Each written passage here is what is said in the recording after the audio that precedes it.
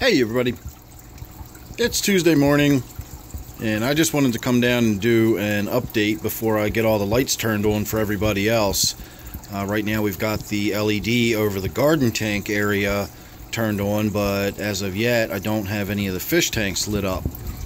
So this is just going to be another update in my sort of behind the scenes progress, look at what we're doing.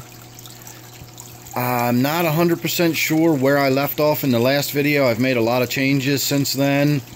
I do believe that this tank down here on the bottom was actually moved a little further over, so it was underneath of this tank. So we've moved that out. I'm still going to have issues with the filter and having access to the filter, whether I have it here or whether I have it on this end. I definitely want the water flowing in somewhere down at this end to, you know, give the illusion of the continual flow of water from the top tank to the bottom. If we've got the filter at this end, that's not really going to look right.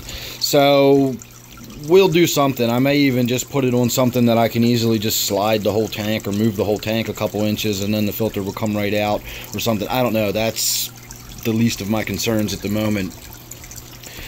Just on some small side notes, I transplanted my catnip plant into a much larger planter, so hopefully that will be able to grow in and get big and full. And then I've just simply taken my dead nettle over there, which is this big plant, and I've got a small one in that pot right there, and just kind of spread that out to break up the lines and the look and make it look sort of soft and green and so on and so forth. This is not in any way how this is going to stay. This is just giving me food for thought and working on my creativity process a little bit.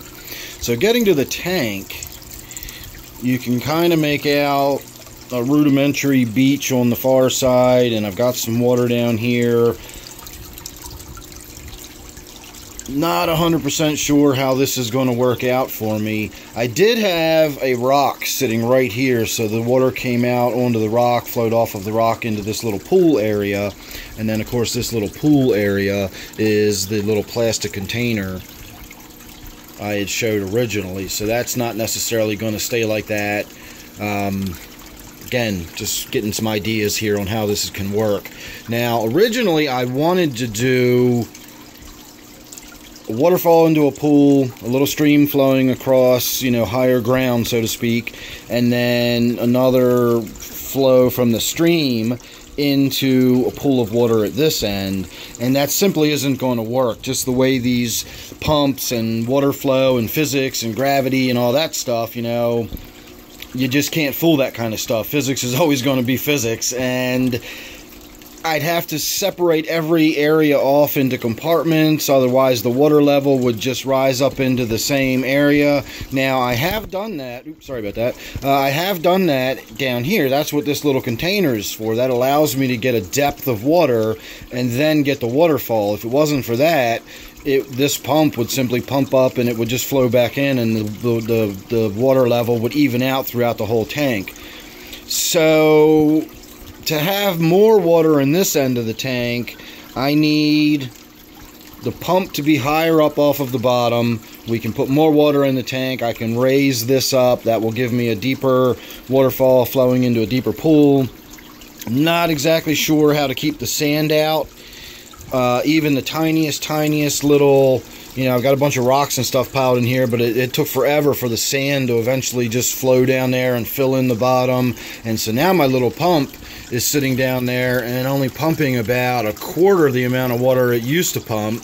So I'm assuming that's full of sand, and getting in there and accessing that pump is going to be something I'm also going to have to look into doing. The way I've got it set up now is just, again, to give me some ideas and inspiration. It's really sitting down there literally with just a bunch of rocks piled up and around it. You can just see the pump just sitting down there on the bottom. So to get to it, I'll have to unpile all these rocks, you know, and then take it out. If I ever want to, you know, wash it out or rinse it out, it's going to get gunked up. You can already see that it's getting gunked up with that really reduced water flow. It's barely even making it into the waterfall area.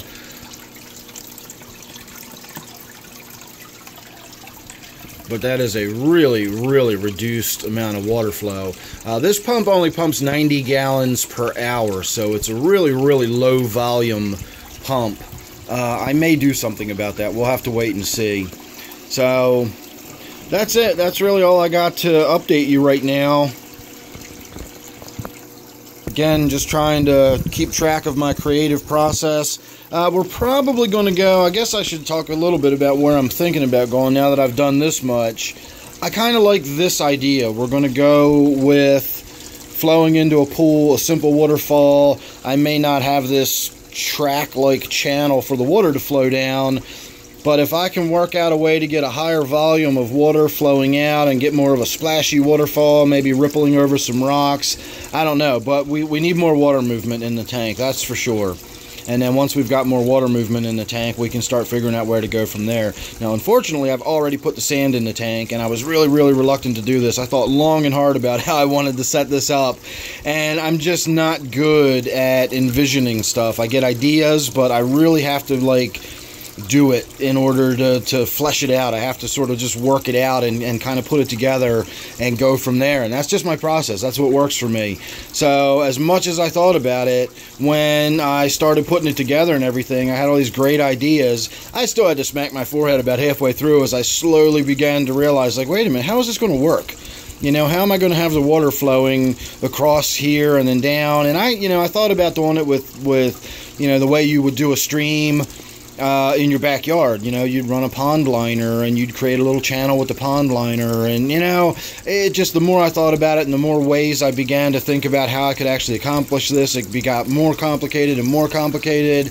And my rule of thumb is when you have to start getting more and more and more complicated to solve your problems, you're going the wrong direction.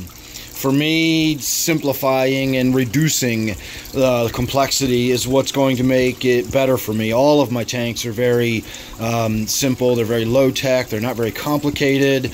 I don't see that as an insult at all to say that my tanks are very, very basic and simplistic. That's one of the bonuses. That's what I like about them. So we're kind of in the same situation here. I've stopped with the getting it more complicated. Now we're going back to the let's make it simpler, and it may be simply a fountainhead into a pond, waterfall with a lot of beachy sand or something like that. I don't know. But I can tell you, when it's done, it's going to be cool.